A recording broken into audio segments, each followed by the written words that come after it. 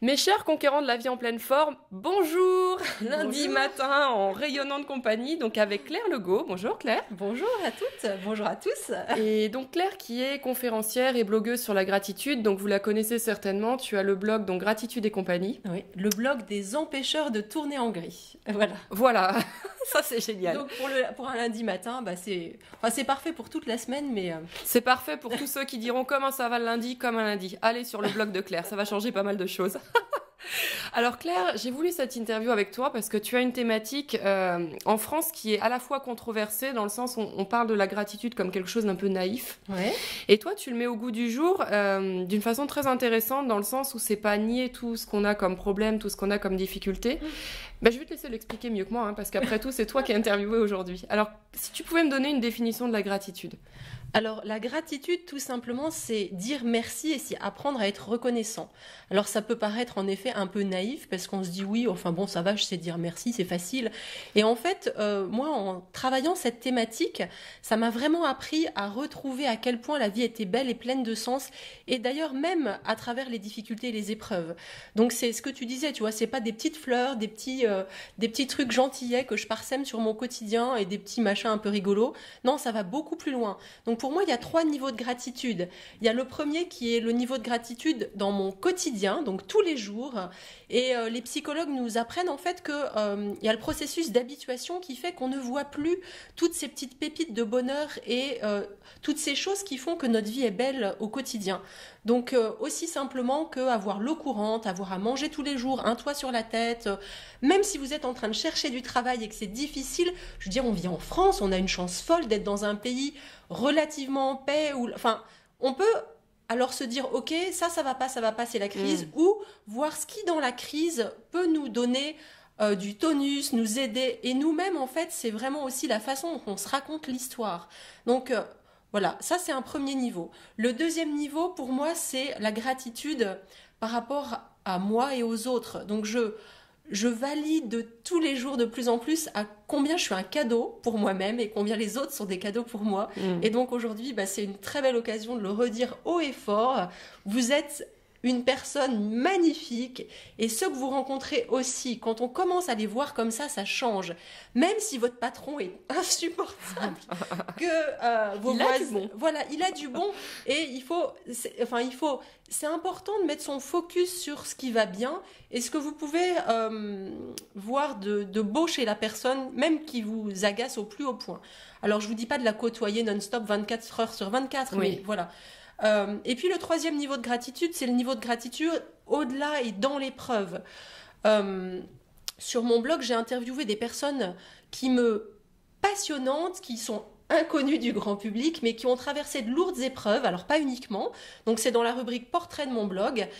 Et elles ont redécouvert une forme de vie intense, belle, forte, en se disant... Ok, qu'est-ce que ça m'a appris? Comment ça m'a fait évoluer? Alors ça peut être le deuil, ça peut être la maladie, ça peut être une séparation, voilà. Des épreuves de Voilà. vie globalement Oui, où des épreuves de vie qui sont où pas on pourrait être brisé. Oui, aussi. voilà, oui, oui. Et en fait, aujourd'hui, ces personnes arrivent à dire, ça m'a fait grandir et je vous le partage et je suis encore plus dans la gratitude d'être vivant. Alors moi, c'est un petit peu mon histoire parce que j'ai perdu mon frère à 16 ans. J'en avais tout juste 18, donc ça a été le drame de ma famille. Mon père est tombé très malade, ça a été très difficile pour mes parents et pour moi aussi. Et de fil en aiguille, je me suis reconstruite. Voilà, j'ai fait différents métiers. Aujourd'hui, je suis passionnée par le développement personnel, la gratitude, ces thèmes qui vraiment m'animent et je souhaite les faire partager au plus grand nombre. Alors, j'aimerais revenir déjà peut-être pour les gens qui nous regardent sur le premier niveau de gratitude. Oui, Donc, si j'ai bien compris, être reconnaissant, déjà rien que le fait ce matin d'ouvrir les yeux et d'être en vie. oui, D'accord. voilà. Ouais. Comment faire quand tu dis merci, mais que tu ressens pas merci? Parce que tu as des gens qui vont, même dans la religion, il y en a certains qui chaque matin ont le devoir, entre guillemets, de dire merci pour ce qu'ils ont, être reconnaissants. Mais on me partage parfois que dans l'énergie, tu dis le mot, mais il n'y a rien qui se passe au niveau du corps. Comment faire pour ressentir la gratitude? Alors, oui, c'est une très bonne question. Je pense que vraiment, c'est comme cultiver son jardin, tu vois. C'est quelque chose que je mets en place au quotidien et je le ressens pas forcément, mais c'est parfait. Je suis vraiment en chemin. Pour ma part, je ne ressens pas forcément un élargissement du cœur, un bien-être, mais je fais ces petites actions en me disant, ok, elles ont du sens, elles sont bonnes pour moi, elles sont bonnes pour les autres. Et je continue ma journée du mieux que je peux avec ces petites graines que j'ai semées. Donc j'en sème tout au long de la journée. Et pour ce premier niveau de gratitude, je peux vous partager un petit outil que j'appelle le Stop, Look, Go. Donc le Stop, Look, Go, c'est stop, je m'arrête, je regarde ce qui est autour de moi. Je note, moi je suis aussi artiste peintre, donc je note les couleurs, ce qui me réjouit, le regard. Alors ça peut aussi, tous les 5 sens en fait sont en jeu. Qu'est-ce que je sens, qu'est-ce que je vois, qu'est-ce que j'entends. Et le look, c'est donc je regarde tout ce qu'il y a autour. Et go, je repars en ayant pris conscience de ces petites pépites de gratitude. Ça, vous pouvez le faire tout au long de la journée quand vous avez des petits pics d'angoisse, quand vous dites « Ah, ça va plus, là je panique, il y a un truc qui va pas, stop !» Et en fait, ça vous remet aussi dans le moment présent. Et ça, c'est très fort parce que du coup, ça débranche le mental, notre mental qui très vite peut partir dans soit j'ai pas assez bien fait, soit je culpabilise pour des choses du passé que j'ai pas fait ou des relations qui se sont mal passées, soit j'ai peur de l'avenir et du coup, mon mental s'emballe et là, c'est ok, le stop, le go, il te remet dans l'instant présent. Et en fait, c'est très puissant. C'est prendre le temps aussi. Oui. Parce qu'effectivement, peut-être que les personnes qui ont de la difficulté à ressentir, c'est aussi qu'elles sont tout le temps dans une course. Et au final, elles ne prennent pas le temps vraiment de vivre. Alors que la vraie vie, c'est ce que tu dis, c'est ce qui nous entoure, c'est les autres, c'est nos 5 sens également. Donc cet outil, je vous invite à l'appliquer, à nous dire en commentaire ce que vous avez observé, ce que ça vous a apporté. Alors j'ai plein de questions pour la gratitude, c'est aussi quelque chose qui me fascine. Quoi faire quand on se sent coupable, justement, quand on se dit mais j'ai tout ça, je devrais être heureux. Donc on voit ce qu'on a, mais on n'arrive pas à être reconnaissant pour. Qu'est-ce qu'on fait? On est foutu ou Non, on n'est pas foutu. Moi, j'ai longtemps senti ça aussi. Je me dis oui, mais pourquoi je suis pas heureuse? Pourquoi est-ce que ça va pas dans ma vie alors que j'ai plein de choses qui vont? Alors mentalement, j'arrivais à les nommer. Et puis je me disais mais il y a des gens tellement plus malheureux que moi sur la terre. C'est ça. C'est fou. Tu vois qu'il y a un sentiment de culpabilité qui peut naître de ça, mais j'arrive pas à être heureux alors que quand même je manque de rien. Oui, tout à fait. Alors, moi, ce qui m'a beaucoup aidée, c'est d'aller voir des personnes et de leur poser la question, qu'est-ce qui fait sens dans ta vie? Voilà. Et du coup, je m'aperçois que chacun a un peu ses réponses. Et plus on est en lien avec des personnes aussi qui sont... qui veulent donner le meilleur d'elles-mêmes, qui sont en route vers leur talent, qui développent des choses pour elles et pour les autres, plus finalement ça me permet d'apprécier la vie comme elle est. Aller vers les autres, ça m'aide beaucoup, parce que je me rends compte aussi que les autres ont des difficultés, qu'en fait on est tous en chemin, tu vois. C'est pour ça aussi que je commence à créer des conférences, des ateliers où je rencontre les gens, parce que je ne souhaite pas être une blogueuse qui ne fait que vendre des produits en ligne. Alors je le ferai sûrement, des formations en ligne, mais je trouve que le lien et les vraies rencontres, comme aujourd'hui toutes les deux là, c'est hyper important parce que ça nourrit quelque chose de très différent et du coup on se sent plus vivant. Alors pour rebondir là-dessus, en fait, je vous invite à découvrir Barbara Fredrickson, qui est la grande championne une chercheuse sur les émotions positives aux États-Unis. Elle étudie ces émotions depuis plus d'une vingtaine d'années et elle parle des micro-moments d'amour. Alors, les micro-moments d'amour sont des moments de connexion comme on vit en ce moment toutes les deux, où en fait, on est dans la bienveillance, on veut donner toutes les deux le meilleur à ceux qu'on rencontre et puis à vous qui écoutez cette interview. Et du coup, ce sont des moments qui nous mettent vraiment, qui mettent notre corps dans le bien-être, dans la joie. Et ça, sont des micro-moments d'amour. Alors, ça sort complètement de la définition de l'amour qu'on peut avoir couramment, qui serait l'attachement à un être cher et je ne vis que bien ou que quand je suis avec lui. En fait, c'est une forme d'amour, mais il y a énormément de formes d'amour. Le simple fait de tenir la porte à quelqu'un en sortant du métro, de sourire à votre boulanger, tout ça sont des micro-moments d'amour et notre corps en a besoin. Donc, il réagit à ces émotions positives et du coup, plus je vais les vivre, alors je peux aussi comme c'est simple à vivre, je peux aussi les provoquer. Donc, ça me permet aussi de me sentir mieux et je pense de quitter petit à petit cette culpabilité, de me dire alors je sais plus quel psy ou philosophe dit, mais quand on cherche trop le bonheur, finalement on se prend la tête et on trouve plus rien. On est bien raison. On est dans le Voilà. mental. Oui, on est dans le mental. On pense que finalement, c'est jamais assez bien. Je pense que c'est aussi un peu un travers du développement personnel ou de toutes ces techniques qui, de fait, sont bonnes, hein, parce qu'on se met en chemin vers quelque chose de meilleur. Mais il faut aussi lâcher. Il faut aussi vivre simplement et puis se dire, allez, là, allez. Peut-être que la première question à se poser, ce serait aussi qu'est-ce qui vraiment me rendra heureux? Oui. Je pense. Oui. Alors ça, je pense que les réponses sont assez Variables. personnelles Voilà. et en fonction de ce que chacun est. Et oui, voilà. Mais vous pouvez aussi vous demander quels sont... Alors, un de mes premiers ateliers, j'ai fait faire un exercice qui était trop dur parce que je partais un peu trop vite. Quand je parle du niveau du fait que je suis un cadeau et que les autres sont des cadeaux pour moi, j'ai proposé aux participants de trouver les talents qu'ils avaient. Et il y a un monsieur qui se lève furieux et qui me dit « Mais moi, j'ai tout raté dans la vie !» Je me dis « Ouh !» Il y a du boulot. Là, youpi, youpi, bon. Et je le connaissais un petit peu et je lui dis, mais écoutez, alors il avait fait des études qu'il n'avait pas choisies, un métier qu'il n'avait pas choisi, il était jeune retraité. Il me dit, oui, j'ai tout raté dans ma vie. Alors je lui dis, merci de nous partager ça. Mais est-ce que vous pourriez trouver, dans d'autres domaines de votre vie, je suis sûre que vous avez réussi des choses. Oui. Et il était jeune grand-père, et dit, ah, mais j'adore mes petits-enfants, je m'en occupe bien, et là, ça y est, Donc, essayez de trouver vous avez tous des talents, et si vous mettez le focus dessus, ça vous aide aussi. Alors, si vous n'arrivez pas dans un premier temps à le faire, essayez de chercher les talents de votre meilleur ami, ou de quelqu'un que vous aimez vraiment. Si vous arrivez à voir les talents chez quelqu'un, vous verrez forcément petit à petit les talents que vous avez. Ça peut être une première étape, de voir et de se réjouir pour les talents de votre conjoint, de vos enfants, de votre meilleur ami, de vos parents, enfin voilà. Et après, forcément, vous avez ces graines en vous et vous en avez évidemment plein, sur lesquels vous ne mettez pas forcément votre attention. Mais, tout ce qu'on voit chez voilà. l'autre, je l'ai aussi en moi. Oui, et voilà. je peux le nourrir. Ouais, ça réveille des choses. Ouais. Autant dans le positif que dans le négatif. Ça marche dans les deux sens. Oui. Entre guillemets négatif, hein, j'entends bien. Comment faire en sorte, quand on a peut-être un collègue avec qui c'est difficile ou un patron avec qui on s'entend pas, de voir les aspects positifs chez lui, ok, mais de répondre en même temps peut-être aux résultats qu'on a à produire. Je pense que c'est important de trouver une juste mesure entre dire merci pour cette personne, pouvoir aussi reconnaître que si elle est comme ça, c'est sans doute qu'elle a été blessée ou qu'elle s'est mal communiquée. Donc être assez factuel. Moi, je me rappelle d'une de mes chefs, c'était pas simple.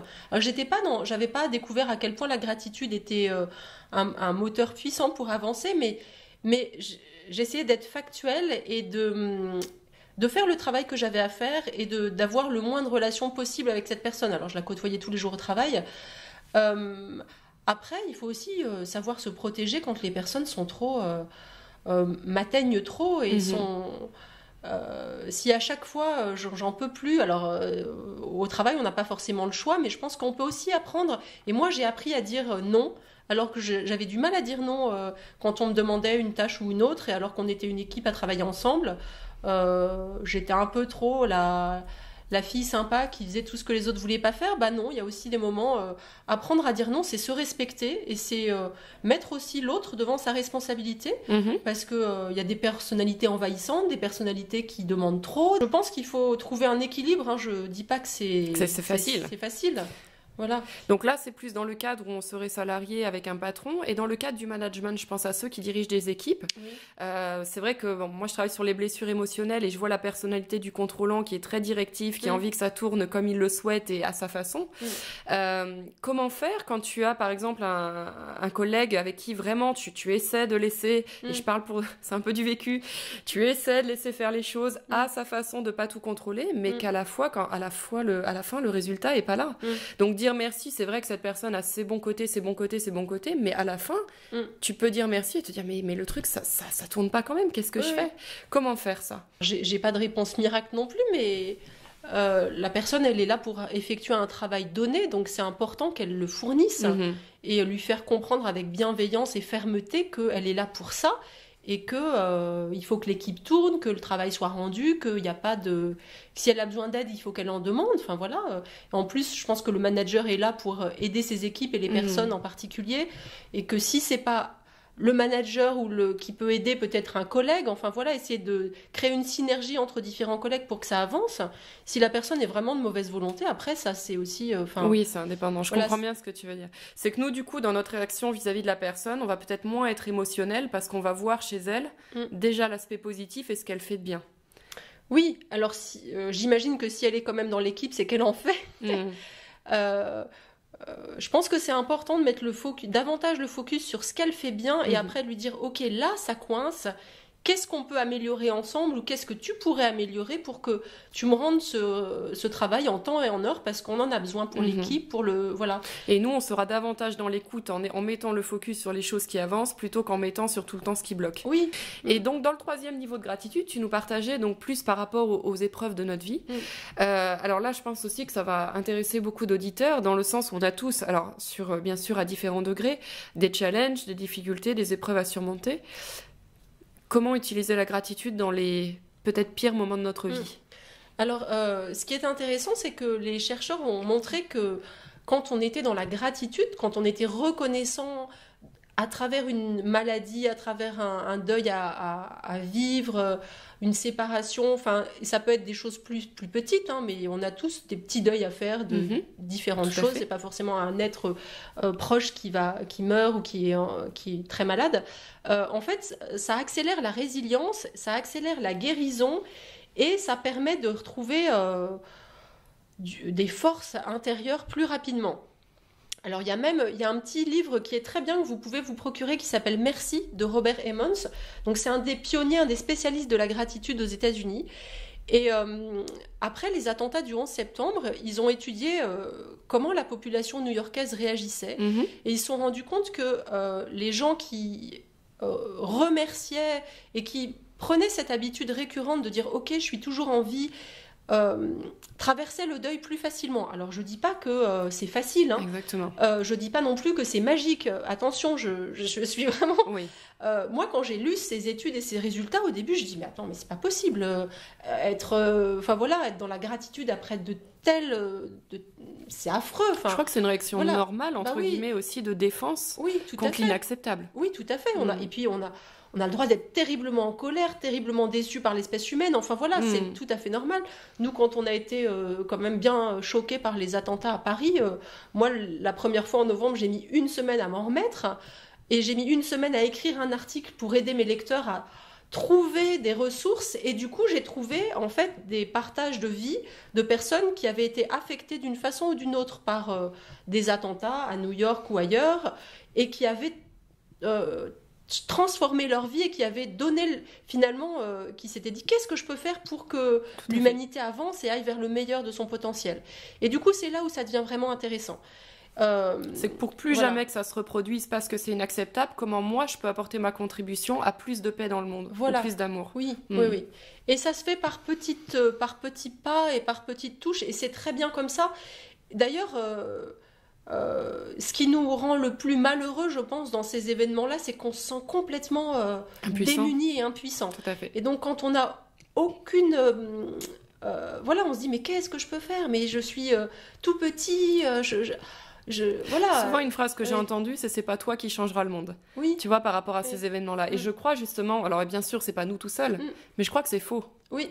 Moi, je pense qu'on peut chacun à notre niveau, même par notre pensée, nos pensées d'amour et de gratitude pour tous ceux qui se mettent en route pour construire un monde meilleur. Il y a plein de gens. Moi, ça m'amuse quand on me dit « Oh là là, c'est la crise. » Oui, ok, ah là là, c'est dur. Oui, c'est dur, mais ça nous permet de réinventer le monde et de changer des choses. Et ça prendra peut-être plusieurs générations, mais on est en chemin et c'est parfait. Moi, je suis très heureuse d'être en chemin. Je dis pas que c'est facile. Mais bon, quand je pense à la génération de ma grand-mère, elle a connu la Première Guerre mondiale petite fille, la Deuxième Guerre mondiale jeune mariée. Je sais pas si c'était tellement... Oui, c'est vrai qu'on a toujours tendance à entendre que avant c'était plus simple et puis les autres ont eu plus de chance. Nous, on a quand même une opportunité, rien que par cette interview que vous êtes en train de regarder. On est en train de se filmer dans un appartement, on ne sait pas où est-ce que ça va voyager, c'est quand même énorme. Il y a des opportunités, je pense que c'est l'idée que tu voulais nous partager, c'est les opportunités qu'il y a aussi parce que la crise égale en fait adaptation et changement. Il y a de nouvelles opportunités qui naissent. Oui, tout à fait. Et c'est encore une histoire de focus. Où est-ce que je mets mon focus, en fait?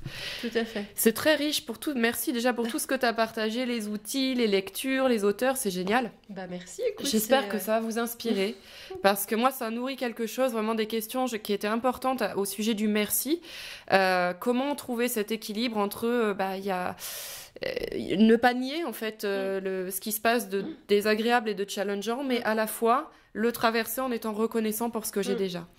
Quel résultat, toi, alors j'aime bien les résultats, je suis une femme de résultats, je vais essayer de poser ma question autrement. Qu'est-ce que ça a changé, le fait, toi, d'être plus reconnaissante dans ta vie? Je suppose que tu as les mêmes épreuves certainement que tu avais encore il y a 2 ans, enfin du moins tout autant. Ce qui a beaucoup changé, c'est qu'aujourd'hui, je me pose une petite question aussi que vous pouvez retenir, c'est le quoi de positif. Dès que quelque chose m'arrive qui est difficile à traverser, je me dis qu'est-ce qu'il y a de positif là-dedans? Donc ça veut dire comment ça va me faire grandir, comment ça va me faire évoluer. La question, je me la pose, j'ai pas forcément la réponse. Et ça, c'est vraiment important. Surtout, elle est posée, elle est quelque part dans mon esprit. Je pourrais avoir la réponse demain comme dans 2 ans, mais surtout, je lâche le pourquoi.